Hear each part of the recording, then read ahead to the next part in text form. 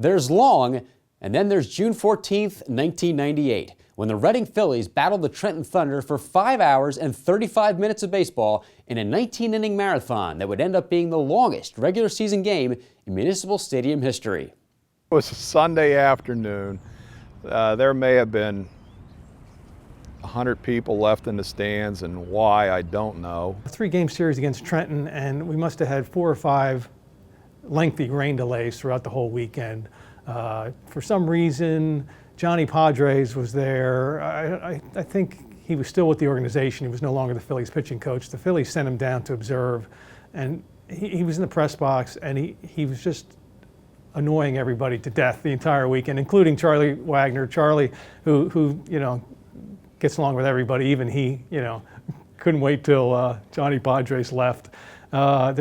It was just crazy stuff the whole weekend, and then you get to Sunday, and it just seemed like the game wouldn't end. Well, it did end, eventually, but not before players and fans endured more than 5.5 hours of baseball and a 32-minute rain delay in the 13th. Another rain delay. It had to be the 3rd or 4th of the weekend, and just probably the last game of a long homestand.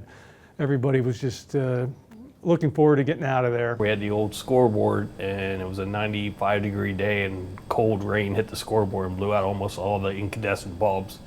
So at the end of the day, we had very scrambled scoreboard and numbers on there. From the 12th inning on, the only number the scoreboard really needed to depict was 0, thanks in large part to Phillies reliever Hut Smith, who scattered 7 hits and a pair of walks over the final 6 frames. The game gets to maybe the 10th, 11th inning where the manager's thinking, we got to play again tomorrow. So he's looking to save his bullpen. So he puts the long guy in there, and you're in there till the end, win or lose. Hut Smith just pitched his heart out. He'd come out of the bullpen. It was normally a starter for us, and threw 6 innings, a shutout ball. That day, it was just he had destiny on his side. He just he made it through 6 innings. The last 2 innings, he had bases loaded situations to get out of, and that kind of a game, you're just expecting it to end on any one pitch, and the Phillies just kept dodging bullets. Smith's heroics on the mound allowed Steve Carver to win it at the plate in the 19th with a solo home run.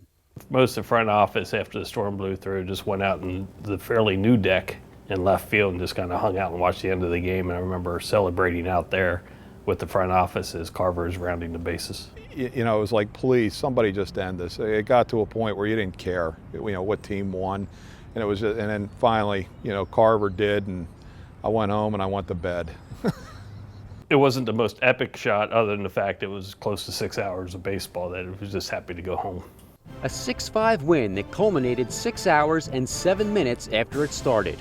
Another of Reading's many golden moments.